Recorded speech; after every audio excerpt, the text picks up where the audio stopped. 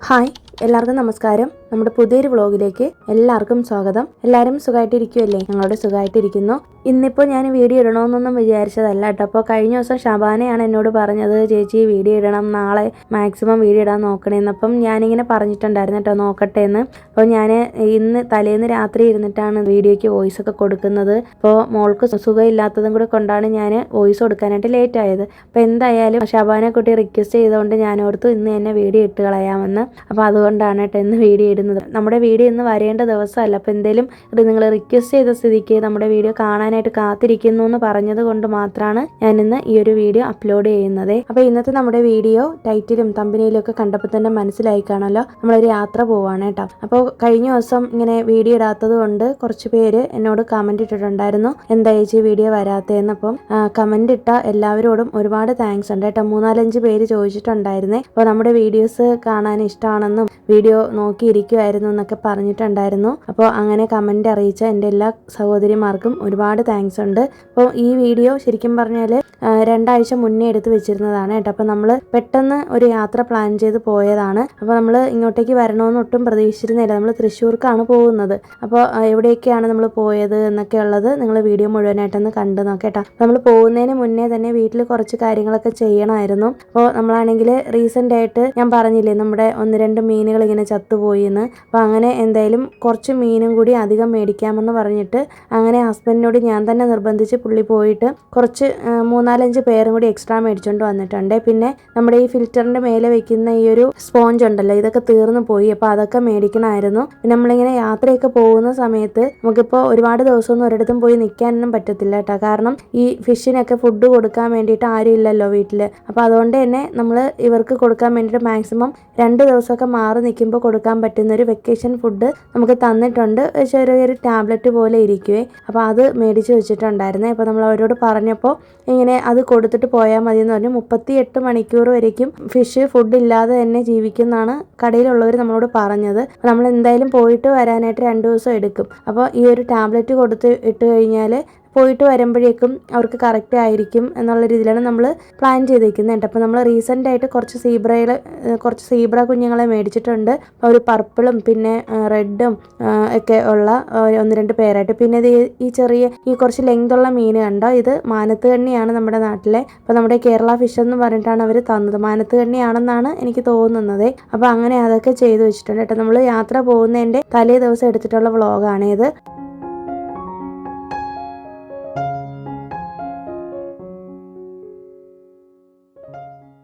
അപ്പം അന്ന് വൈകുന്നേരം ആയപ്പോഴേക്കും ഉണ്ട് നമ്മുടെ വീടിൻ്റെ ഫ്രണ്ടിൽ ഒരു പശു വന്നിട്ടുണ്ട്. അപ്പം നമുക്കിങ്ങനെ ഇടയ്ക്കിടയ്ക്ക് പശുക്കൾ വരുമ്പോൾ നമ്മളിങ്ങനെ ഭക്ഷണം ഇട്ട് കൊടുക്കാറുണ്ട് കേട്ടോ. അപ്പോൾ നമ്മളുടെ അടുത്ത് കുറച്ച് പഴം ഇരിപ്പുണ്ടായിരുന്നു. അപ്പോൾ അതൊക്കെ ഇങ്ങനെ ഹസ്ബൻഡ് മോളും കൂടി കൊണ്ടുപോയി കൊടുക്കുന്നതാണ് കേട്ടോ. അപ്പോൾ നല്ലൊരു വെള്ള കളറിലുള്ളൊരു പശുവാണ് വന്നത്. അതിനെ കണ്ടപ്പോൾ തന്നെ നമുക്ക് ഭയങ്കര ഒരു സന്തോഷമൊക്കെ തോന്നിയായിരുന്നു. അപ്പോൾ നമ്മുടെ വീടിൻ്റെ ഫ്രണ്ടിൽ വന്ന് ഇങ്ങനെ ഭക്ഷണത്തിന് വേണ്ടിയിട്ട് നിൽക്കാറില്ല.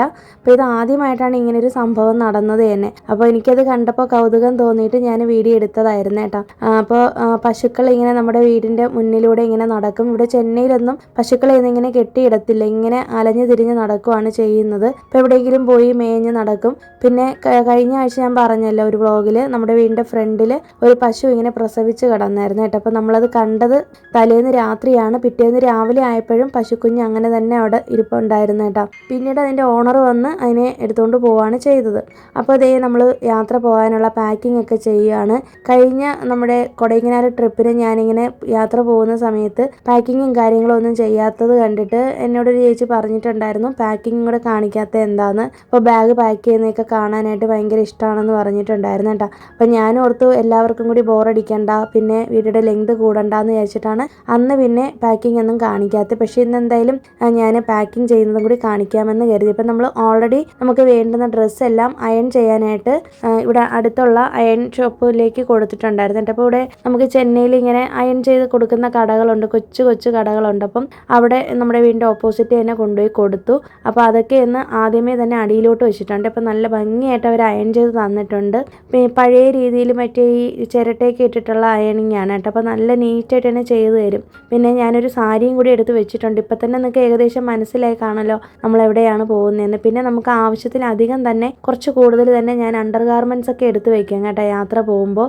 ഹസ്ബൻഡിനും എനിക്കും മോൾക്കും ഒക്കെ 2 ദിവസം സ്റ്റേ ചെയ്യുമ്പോൾ അവിടെ റൂമിൽ യൂസ് ചെയ്യാൻ വേണ്ടുന്ന വീട്ടിലിടുന്ന ഡ്രസ്സും പിന്നെ പുറത്തിടാനുള്ള ഡ്രസ്സുകളും എല്ലാം കുറച്ച് അധികം തന്നെ ഞാൻ എപ്പോഴും ഒരു 2-3 പേർ എക്സ്ട്രാ എടുത്ത് വെച്ചേക്കും കേട്ടോ. കാരണം നമുക്കിപ്പോൾ പെട്ടെന്ന് എന്തെങ്കിലും വയ്യാഴിക വരികയോ അല്ലെങ്കിൽ എന്തെങ്കിലും കാരണവശാൽ ഇപ്പോൾ മഴയൊക്കെ പെയ്താലും നമുക്ക് തുണികൾ ഉണങ്ങത്തില്ലല്ലോ, പിന്നെ നമുക്ക് പെട്ടെന്ന് കഴുകിയെടുത്ത് ഇട്ട് ഉണക്കിയെടുക്കാനൊന്നും പറ്റില്ലല്ലോ പുറത്തൊക്കെ പോകുമ്പോൾ. അപ്പോൾ അതുകൊണ്ട് ഞാൻ എക്സ്ട്രാ എപ്പോഴും 2-3 പേർ എക്സ്ട്രാ വെച്ചേക്കും എല്ലാവർക്കും. അപ്പോൾ അങ്ങനെ ദേ പാക്കിംഗ് എല്ലാം ഏകദേശം ആവുന്നുണ്ട്. പിന്നെ ഞാൻ ഈ ഒരു സാരി പ്ലീറ്റ്സ് ചെയ്ത് എടുത്ത് വെച്ചിട്ടുണ്ട്. അപ്പം ഞങ്ങൾ ക്ഷേത്രത്തിലേക്കാണ് പോകുന്നത്. അപ്പോൾ പോകുമ്പോൾ ഉടുക്കാമെന്ന് കരുതിയിട്ട് എടുത്ത് വെച്ചതാണ്, പക്ഷേ അത് ഉടുത്തിട്ടില്ല കേട്ടോ. അതൊക്കെ ഞാൻ വഴിയെ പറയാം വ്ളോഗിൽ. പിന്നെ ഞാൻ എന്തായാലും ഒരു ചെറിയൊരു സ്കിൻ കെയറും കൂടി ചെയ്യാമെന്ന് കരുതി. അപ്പം ഞാൻ കുറേ ആയി ഫേസിൽ എന്തെങ്കിലുമൊക്കെ അപ്ലൈ ചെയ്തിട്ട്. ഞാനിങ്ങനെ പൊതുവേ പുറത്ത് പോകുമ്പോൾ തലേ ദിവസം എന്തെങ്കിലും ഒരു ഫേസ് മാസ്ക് ഇടാറുണ്ട് കേട്ടോ. അപ്പോൾ ഇപ്പോൾ എന്തായാലും ഒരുപാടൊന്നും ചെയ്യുന്നില്ല, എനിക്ക് അതിനുള്ള സമയവും കിട്ടിയില്ല. അപ്പോൾ അതുകൊണ്ട് തന്നെ ടൊമാറ്റോ വെച്ചൊന്ന് ഷുഗർ വെച്ചൊന്ന് സ്ക്രബ് ചെയ്യുന്നതേ ഉള്ളേ. അപ്പോൾ എനിക്കിങ്ങനെ ചെയ്യുന്നതുകൊണ്ട് വേറെ ബുദ്ധിമുട്ടൊന്നും ഇല്ല കേട്ടോ. അപ്പോൾ അത് മാത്രം ചെയ്തിട്ട് കിടന്നു.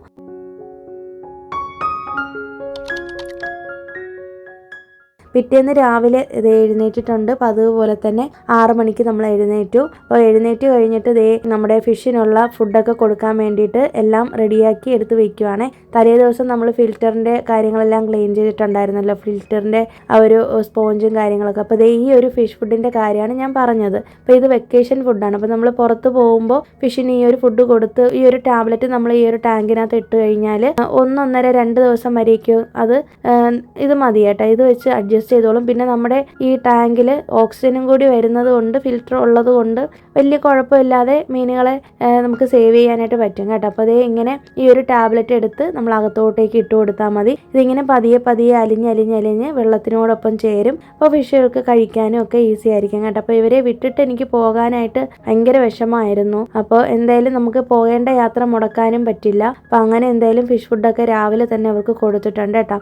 അപ്പോൾ ഇങ്ങനെ ഫിഷ് ഫുഡിൽ ഈ ടാബ്ലറ്റ് കൊടുക്കുമ്പോൾ നമ്മുടെ മറ്റേ ചെറിയ പൊടി ഉണ്ടല്ലോ, പൗഡർ, ആ ഫിഷ് ഫുഡ് കൊടുക്കാനായിട്ട് പാടില്ല. നമ്മൾ രാവിലെ ബ്രേക്ക്ഫാസ്റ്റും കാര്യങ്ങളൊന്നും കഴിക്കുന്നില്ലേ, രാവിലെ തന്നെ നമ്മൾ ഇറങ്ങിയേക്കുവാണ്. അപ്പോൾ നമുക്ക് 11 മണിക്കാണ് ട്രെയിൻ. നമ്മൾ ഗുരുവായൂർ എക്സ്പ്രസ്സിലാണ് പോകുന്നത്. അപ്പം നിങ്ങൾക്ക് ഏകദേശം മനസ്സിലായി കാണുമല്ലോ നമ്മൾ എങ്ങോട്ടേക്കാണ് എന്നുള്ളത്. അപ്പോൾ നമ്മൾ ഗുരുവായൂർക്ക് പോകാൻ വേണ്ടിയിട്ട് പോവാണ്. അപ്പോൾ ഫസ്റ്റ് ഡേ നമ്മൾ തൃശ്ശൂരുള്ള കാര്യങ്ങളാണ് കേട്ടോ കാണിക്കുന്നത്. പിന്നെ ഞാൻ ഇട്ടേക്കുന്ന ഈ ഡ്രസ്സ് ഞാൻ റീസെൻ്റ് ആയിട്ട് പറഞ്ഞിരുന്നല്ലോ, അച്ഛനൊക്കെ നാട്ടിൽ നിന്ന് വന്നു, അപ്പോൾ അച്ഛൻ എനിക്ക് ഡ്രസ്സ് എടുത്ത് തന്നു എന്ന് പറഞ്ഞില്ലേ. അപ്പം അങ്ങനെ എടുത്തിട്ടുള്ളതാണ് കേട്ടോ ഈ പേർപ്പിൾ കളറിലുള്ള ഈ ഒരു ടോപ്പ്. ഇത് കണ്ടിട്ട് കുറച്ച് പേർക്ക് ഇഷ്ടമായി എന്ന് പറഞ്ഞു കേട്ടോ. അപ്പോൾ ഇത് നമ്മൾ ശരവണ സ്റ്റോറിൽ നിന്ന് എടുത്തിട്ടുള്ളതാണ്. അപ്പോൾ അങ്ങനെ നമ്മൾ രാവിലെ തന്നെ ഒരു ചായയും ഒക്കെ കുടിച്ച് ബിസ്ക്കറ്റൊക്കെ കഴിച്ചും കൊണ്ടാണ് പോയിരിക്കുന്നത്. നമ്മൾ ബ്രേക്ക്ഫാസ്റ്റും കാര്യങ്ങളൊന്നും കഴിക്കാനായിട്ട് നിന്നിട്ടില്ല. വീട്ടിൽ നിന്ന് 9 മണിയായപ്പോൾ തന്നെ ഇറങ്ങിയായിരുന്നു. 9-9:30 ആയപ്പോൾ ഇറങ്ങി. അപ്പോൾ നമുക്ക് 11 മണിക്ക് താമ്പരത്ത് നിന്നായിരുന്നു ഗുരുവായൂർ എക്സ്പ്രസ് ഉണ്ടായിരുന്നത്. സാധാരണ ഇത് എഗ്മോറിൽ നിന്ന് എടുക്കേണ്ട ട്രെയിനാണ് കേട്ടോ. പക്ഷേ ഇപ്പോൾ നമുക്ക് എഗ്മോറിൽ ട്രെയിനുകളൊന്നും വിടുന്നില്ല. അപ്പോൾ അതുകൊണ്ട് തന്നെ താമ്പരത്ത് നിന്നായിരുന്നു ട്രെയിനുകൾ എടുത്തുകൊണ്ടിരുന്നത് കേട്ടോ. അപ്പോൾ അങ്ങനെ താമ്പരത്ത് വന്നിട്ടാണ് നമ്മൾ പോയത്. ഇപ്പോൾ താമ്പരം വരെ നമ്മൾ കാറിലാണ് വന്നത്.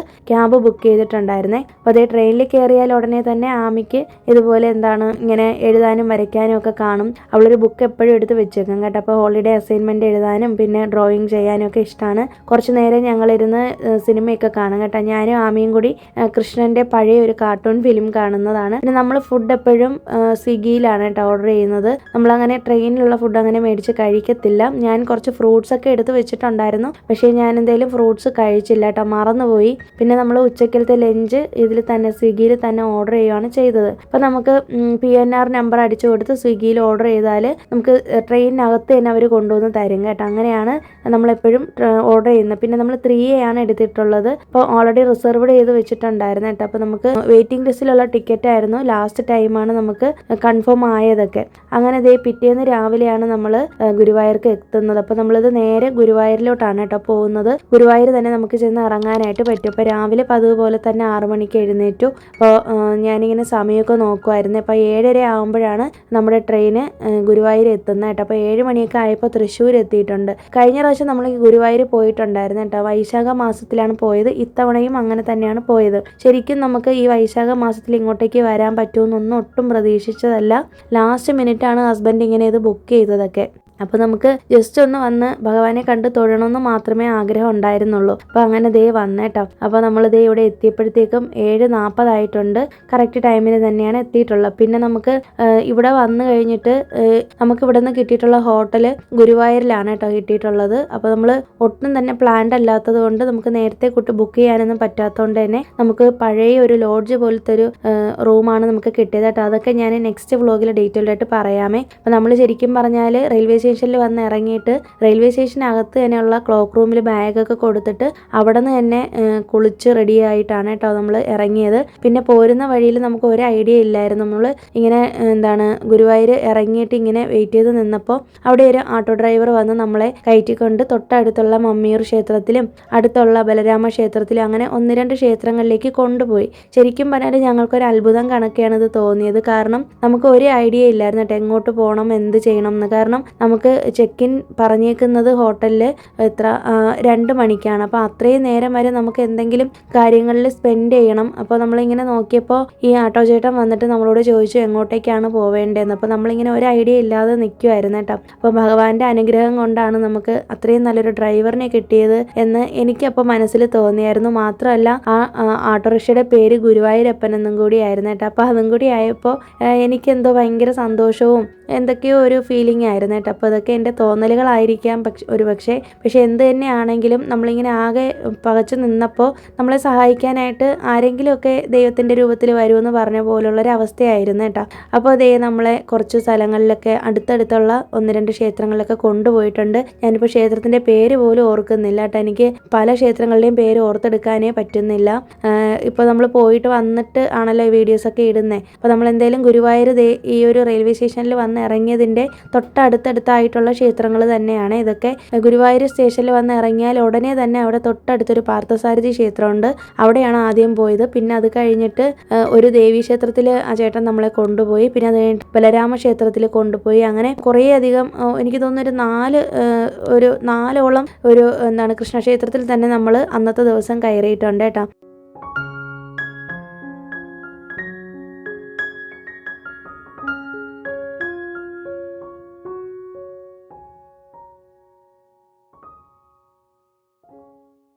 പിന്നെ അത് കഴിഞ്ഞിട്ട് നമ്മൾ നേരെ വന്നേക്കുന്നത് ഭക്ഷണം കഴിക്കാനാണ്. അപ്പോൾ ആ ചേട്ടനോട് നമ്മൾ പറഞ്ഞപ്പോൾ ഞങ്ങളോട് ബ്രേക്ക്ഫാസ്റ്റ് കഴിക്കാനായിട്ട് പറഞ്ഞായിരുന്നു. അപ്പോൾ നന്ദിനി കഫേ എന്ന് പറഞ്ഞിട്ട് ഒരു ഹോട്ടലിൽ കയറ്റി. അപ്പോൾ ഇത് കർണാടകക്കാരുടെ സ്പെഷ്യലാണെന്ന് പറഞ്ഞിട്ടാണ് കയറ്റിയത്. അപ്പോൾ നമ്മൾ ചെന്നൈയിൽ നിന്ന് വരുന്നു എന്ന് പറഞ്ഞുകൊണ്ട് നമുക്ക് ഇവിടുത്തെ ഭക്ഷണം ഇഷ്ടപ്പെടുമല്ലോ എന്ന് വിചാരിച്ചിട്ടാണ് കേട്ടോ ഇങ്ങോട്ടേക്ക് കൊണ്ടുവന്നത്. പക്ഷേ എനിക്ക് ഇവിടുത്തെ ഭക്ഷണം ഒരു ആവറേജ് ഫുഡായിട്ടാണ് തോന്നിയത്.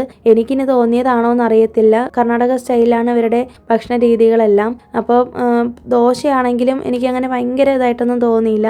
സാധാരണ ഞാനങ്ങനെ ഭക്ഷണത്തിനെ കുറ്റം പറയുന്ന ഒരാളല്ല കേട്ടോ. പക്ഷെ എന്തോ എനിക്ക് അത്ര അങ്ങോട്ട് ഭയങ്കര ഇഷ്ടപ്പെട്ടില്ല. എന്തായാലും കഴിക്കാൻ കുഴപ്പമില്ല. അപ്പോൾ അങ്ങനെ നമ്മൾ അവിടെ നിന്ന് ഭക്ഷണവും കഴിച്ചിട്ട് നേരെ വരുന്നത് ആനക്കോട്ടയിലേക്കാണ്. അപ്പോൾ ആനക്കോട്ടയിലേക്ക് വരണമെന്ന് കഴിഞ്ഞ പ്രാവശ്യം തൃശ്ശൂർ വന്നപ്പോൾ നമ്മുടെ ഗുരുവായൂർ വന്നപ്പോഴേ ഞാൻ ആഗ്രഹിച്ച കാര്യമാണ്. അപ്പോൾ ശരിക്കും പറഞ്ഞാൽ അന്ന് നമുക്ക് ഒരു ഐഡിയ ഇല്ലാതെ നാട്ടിൽ നിന്ന് അച്ഛനും അമ്മയും അനിയനും വൈഫും എല്ലാവരും കൂടി ചേർന്നിട്ടാണ് വന്നേട്ടോ. അപ്പോൾ അത് വന്നിട്ട് നമ്മൾ പിറ്റേന്ന് തന്നെ നമ്മൾ തിരിച്ചു പോവുകയും ചെയ്തായിരുന്നു. അപ്പോൾ നമുക്ക് ആനക്കോട്ടയിലൊന്നും വരാൻ പറ്റിയില്ല. അപ്പോൾ എന്തായാലും ആ കുറവ് ഇത്തവണ നമുക്ക് പരിഹരിക്കാനായിട്ട് പറ്റിയിട്ടുണ്ട്. അപ്പോൾ നമ്മുടെ ആട്ടോ ചേട്ടനാണ് പറഞ്ഞത് നമ്മളോട് പോയിട്ട് ആദ്യം ആനക്കോട്ടയിലൊക്കെ കണ്ടിട്ട് വരാനായിട്ട് കേട്ടോ. അപ്പോൾ നമുക്ക് 2 മണിക്ക് ചെക്ക് ഇൻ ചെയ്താൽ മതിയല്ലോ, ഒരുപാട് സമയവും കിടപ്പുണ്ട്. അങ്ങനെ ആനക്കോട്ടയിൽ വന്ന് ടിക്കറ്റൊക്കെ എടുത്ത് നമ്മൾ ഉള്ളിലേക്ക് കയറി. അപ്പോൾ ആ സമയത്തിനുള്ളിൽ ഡ്രൈവർ പുറത്ത് നിൽക്കാമെന്ന് പറഞ്ഞിട്ടുണ്ട്. അപ്പോൾ വേറെ ഓട്ടം കിട്ടിയിട്ടുണ്ട്, പുള്ളി അങ്ങോട്ടും പോയി. അപ്പോൾ നമ്മൾ ഇത് കഴിയുമ്പോൾ വിളിച്ചു കഴിഞ്ഞാൽ വരാമെന്ന് പറഞ്ഞേട്ടാ. അപ്പോൾ അതേ ആനക്കോട്ടയിൽ കയറിയപ്പോൾ ആനകൾ കുറവാണെന്നാണ് അവർ ഇത്തവണ പറഞ്ഞത്. പിന്നെ ചില ആനകളാണെങ്കിൽ നല്ല കുസൃതിയായിരുന്നു കേട്ടോ. ചില ആനകളാണെങ്കിൽ നല്ലപോലെ വരണ്ടാണ് നിന്നത്. എന്ന് വെച്ചാൽ ഇവിടെ ഭയങ്കര ചൂടായിരുന്നേ നമ്മൾ വന്നപ്പോൾ. ചെന്നൈയിലെ പോലെ തന്നെ ചൂട് തന്നെ ആയിരുന്നു കേട്ടോ ഈ ഒരു സമയത്ത്. അപ്പം അതുകൊണ്ടാണോ എന്നറിയത്തില്ല, ഇടയ്ക്കിടയ്ക്ക് ആനകളെ വെള്ളമൊക്കെ ഒഴിച്ച് കുളിപ്പിച്ചൊക്കെ കൊടുത്തിട്ടുണ്ടായിരുന്നു കേട്ടോ.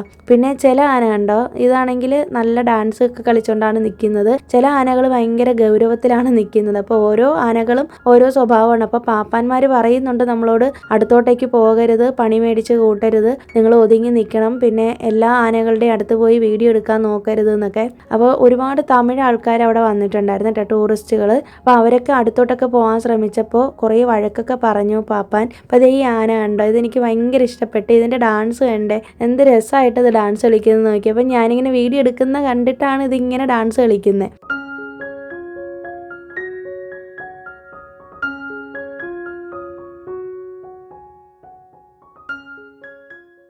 അപ്പോൾ അതേ ആനയെ തന്നെ ആ പാപ്പാനാണെങ്കിൽ കുളിപ്പിക്കാൻ നേരത്തെ അത് ഡാൻസ് കളിയായിരുന്നു കേട്ടോ. അപ്പോൾ അങ്ങനെ ഭയങ്കര രസമായിരുന്നു കേട്ടോ കാണാനൊക്കെ. അപ്പോൾ ഞാൻ പറഞ്ഞില്ല, നല്ല ആഗ്രഹം ഉണ്ടായിരുന്നു ഇങ്ങോട്ടേക്ക് വരണം എന്നുള്ളത്. അപ്പം ആ ഒരു ആഗ്രഹം സാധിച്ചതിൻ്റെ ഒരു സന്തോഷം കൂടി എനിക്കുണ്ട്. അപ്പോൾ തൃശ്ശൂരുള്ള കുറേ പേര് നമ്മുടെ സബ്സ്ക്രൈബേഴ്സ് ഉണ്ട് കേട്ടോ. അപ്പം ചിലരെങ്കിലും ചോദിക്കും ചേച്ചി എന്താ നേരത്തെ പറയാത്തതെന്ന്. അപ്പം ഞാൻ അങ്ങനെ പൊതുവേ യാത്രയൊക്കെ പോകുന്നത് അപ് ടു ഡേറ്റ് ആയിട്ട് സോഷ്യൽ മീഡിയയിൽ ഇടുന്ന ഒരാളൊന്നും അല്ല കേട്ടോ. ഞങ്ങൾ എവിടെയെങ്കിലും പോകുന്നുണ്ടെങ്കിൽ പോയിട്ട് വന്നതിന് ശേഷം മാത്രമേ വീഡിയോ ഇടാറുള്ളൂ. ഈവൻ ഒരു സ്റ്റാറ്റസ് പോലും ഇടാറില്ല കേട്ടോ. പണ്ടൊക്കെ അങ്ങനെയല്ല, ഞാൻ എപ്പോഴും ഇങ്ങനെ പോകുന്നത് അപ് ടു ഡേറ്റ് ആയിട്ട് സ്റ്റാറ്റസ് ഇട്ടുകൊണ്ടിരിക്കും. നമുക്കൊരു പ്രൈവസിയും കൂടെ വേണമല്ലോ. പ്രത്യേകിച്ച് വ്ളോഗൊക്കെ ഇടുന്നത് വളരെ ലേറ്റ് ആയിട്ടായിരിക്കും. അപ്പോൾ അതുകൊണ്ടാണ് കേട്ടോ ഞാൻ പറയാത്തത്. അപ്പോൾ ഇത്രയേ ഉള്ളൂ കേട്ടോ. അപ്പോൾ ഈ വീഡിയോയുടെ കണ്ടിന്യൂഷൻ ആയിട്ടുള്ള വീഡിയോ നാളെ ഞാൻ വീണ്ടും അപ്ലോഡ് ചെയ്യാം. അപ്പോൾ നിങ്ങൾക്ക് ഈ വീഡിയോ ഇഷ്ടമായി, നിങ്ങൾ എൻജോയ് ചെയ്തു എന്ന് വിശ്വസിക്കുന്നു കേട്ടോ. അപ്പം നിങ്ങൾ ഈ സ്ഥലത്തൊക്കെ പോയിട്ടുണ്ടോ? നിങ്ങൾ ആദ്യമായിട്ടാണോ ഈ സ്ഥലങ്ങളൊക്കെ കാണുന്നത്? തൃശ്ശൂരിൽ ഇല്ലാത്ത ആൾക്കാർക്ക് ചിലപ്പോൾ ആദ്യമായിട്ട് കാണുമായിരിക്കും, ചിലപ്പോൾ നിങ്ങൾ ഓൾറെഡി പോയിട്ടുള്ളതായിരിക്കാം. എന്തിനാണെങ്കിലും ഞങ്ങളുടെ ഫസ്റ്റ് എക്സ്പീരിയൻസ് ആണ് കേട്ടോ. ഞങ്ങൾ ആദ്യമായിട്ടാണ് ഇങ്ങനെ തൃശ്ശൂർ ഒരു ദിവസമൊക്കെ വന്ന് സ്പെൻഡ് ചെയ്യുന്നത്. അപ്പോൾ നമ്മൾ ഒരുപാട് സ്ഥലങ്ങൾ കണ്ടിട്ടില്ലാത്ത ക്ഷേത്രങ്ങളൊക്കെ കണ്ടൊരു യാത്രയായിരുന്നു കേട്ടോ. അപ്പോൾ നിങ്ങളുമായിട്ട് ഈ ഒരു സന്തോഷം ഷെയർ ചെയ്യണമെന്ന് എനിക്ക് തോന്നി. അപ്പോൾ അതുകൊണ്ടാണ് ഈ വീഡിയോ ഇന്ന് ഇട്ടത് കേട്ടോ. അപ്പോൾ നിങ്ങളുടെ എല്ലാവരുടെയും നിർദ്ദേശങ്ങളും അഭിപ്രായങ്ങളും ഒക്കെ ഒന്ന് കമൻറ്റ് ചെയ്തേക്കണേ മറക്കരുത്. അപ്പോൾ ഈ വീഡിയോ ഇഷ്ടമായാലും ലൈക്ക് ചെയ്യാനും ഷെയർ ചെയ്യാനും കമൻറ്റ് ചെയ്യാനും ഒന്നും മറക്കരുത് കേട്ടോ. പുതിയൊരു വീഡിയോ ആയിട്ട് നമുക്കിനി വീണ്ടും നാളെ കാണാം. അതുവരേക്കും എല്ലാവർക്കും ബൈ. Thanks for watching.